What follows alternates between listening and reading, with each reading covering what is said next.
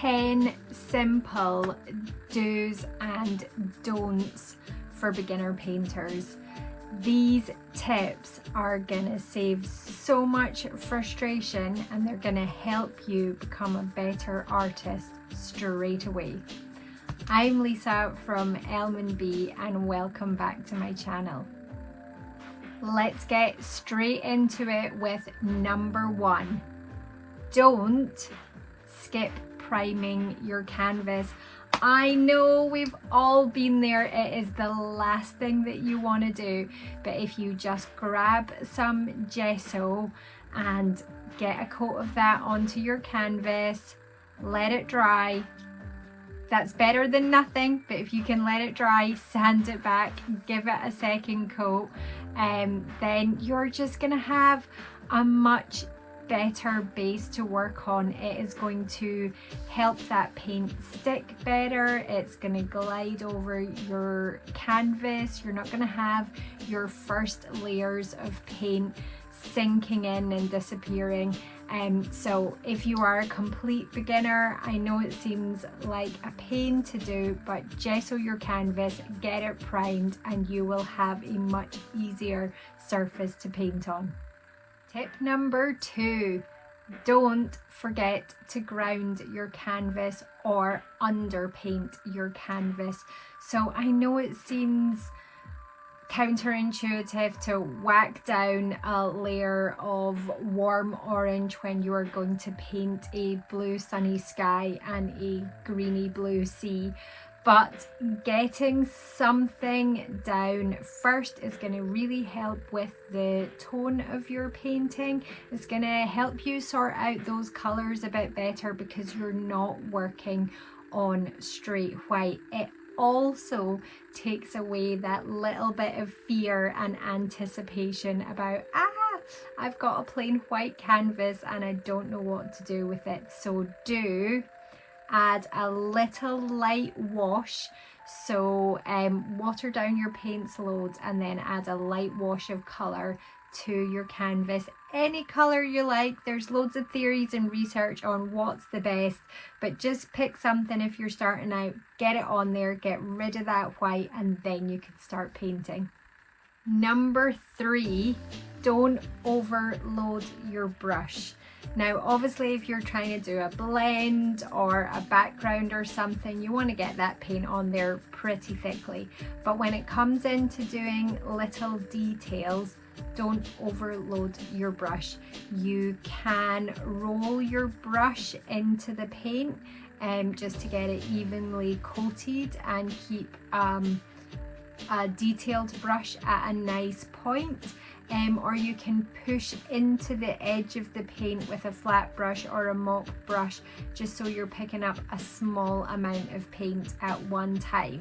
So just take your time, go with lots of light layers, and don't put too much paint on your brush to start with.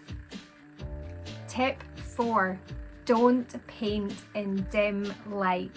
So if you can, paint in front of a window so that you've got lots of natural light, but also there are so many great ring lights, little spotlights. A lot of the kinds of content creator lights do a proper daylight color, which is really helpful. So if you are painting in an evening or when it gets dark, then please make sure that you've got some great lighting set up. If you are painting in dimmer light, then it is going to change the way that you see the colors, and you might come back to your piece in daylight and think, oh, that didn't work, that wasn't right. So if you can have some form of bright lighting if you're painting in the evening, it is going to help a lot. Number 5, don't start out with a whole bunch of expensive kit. Get yourself some cheap canvases. If you gesso them and prime them, they are gonna be fine. I wouldn't go for the cheapest of cheap paints. Try and get what you can afford in the kind of mid-range, but you also don't need to go to the other extreme and buy the crazy silly stuff either, especially when you're starting out and you're just experimenting. Maybe you're going to put too much paint down on your palette, maybe you're going to put too much paint onto the painting. You might just find you want a bigger range of colours because you're just beginning and you're learning colour mixing. So buy what you can afford, but try and avoid the very, very cheap, but also don't buy the crazy expensive stuff. You're still experimenting, you're still learning. Don't go over the top with that. Also with brushes, don't go for crazy expensive brushes. Again, buy what you can afford. Don't buy kids paint brushes. But one of my favorite top tips is makeup brushes. Cheap makeup brushes from like your bargain shop or your pound shop are like the best thing. They are amazing for mop brushes. You'll get filbert brushes, you'll get little flat brushes, you'll get fan brushes. So if you add a couple of liner or rigger brushes to that you buy from an art store, then you've got a great set of starter brushes. And makeup brushes are often, even the cheap ones, are better quality than some of the art brushes that I can get. So yeah, don't go absolutely crazy expensive with your supplies when you're starting. Just get started. You're going to be doing lots of experimenting and lots of practicing, so it's better just to get going with what you've got just now and then wait and decide what you need to spend money on later. Tip 6, don't forget to mist your paints. Always have a little spray bottle of water handy, especially if you're working in a warmer environment. I'm quite lucky because I live in Scotland in the UK, so it tends to be pretty cool here. But if you are working somewhere warmer, then your paints are going to dry out. So a little spray bottle means you can mist the canvas, you can mist the paint on the canvas, but you can also just mist your paints on your palette. Stops them from drying out, makes them last a little bit longer, and it's a great advantage again when you're just starting out. You've not got that worry of your paints completely drying out and you not being able to use them. Number 7, do not skip brush care. No matter how cheap your brushes are, please do look after them. Honestly, it is so worth it and you will get much longer life out of your brushes.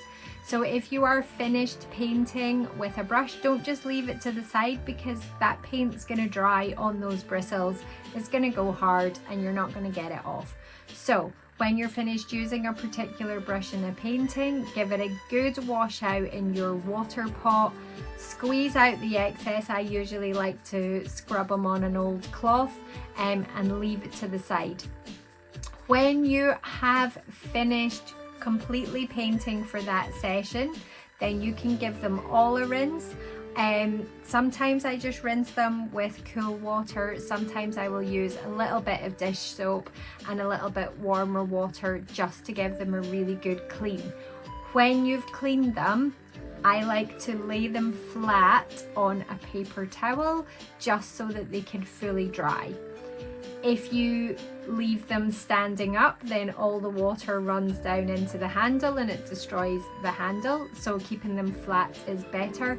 And do not leave your brushes in your water glass for too long because it will bend all the bristles and you will lose the beautiful shape that they have at the bottom. Tip number 8, do not add too much water to your paints. So usually with acrylic, you don't really need to add water at all, but some brands are thicker and heavier than others. If you are trying to get a very clean line, you might find that you just need to add the tiniest amount of water. So I find the best way to do this for beginners is to dip your paintbrush in your water shake it off slightly, and then add that, just the water that's on the bristles of your paintbrush, add that into your paint and add it little by little, just to loosen up the paint and get the right consistency. This does take a little bit of practice, but if you add too much water to the paint, the water will just dry clear and you'll have a very translucent painting, which is great if you're trying to do glazing or something like that, but normally don't need to add any water to acrylics. And if you need to loosen them slightly, the best tip is just to dip a little bit of water on your bristles and add that into the paint first. Number 9, try not rely on just the tube colors. Try and mix your own. Yes, it takes practice, but it is so worth it.